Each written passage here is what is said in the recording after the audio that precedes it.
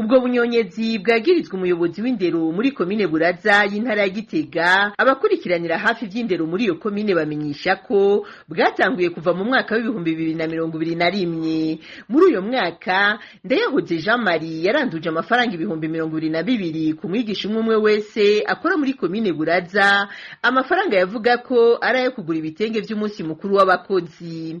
Kubw'isoko ryacu bamwe mu barimu b'Iburaza bararonse ivyo bitenge, ariko gushika ubu abigisha bagera kuri 42 ntibarigera baronka ivyo bitenge.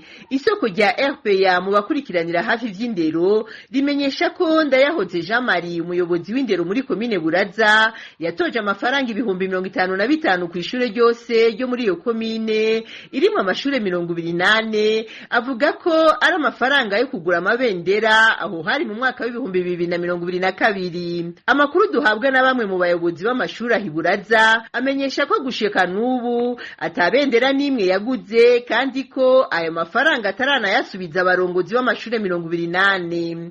Mu rugendo rwa RPA twarondeye Ndayahoze Jean Marie umuyobozi w'indero muri komine Buraza yagirizwa kunyuruza ayo mafaranga, ariko tukaba tutashoboye kumuronka ku murongo wa telefone yiwe ngendanwa.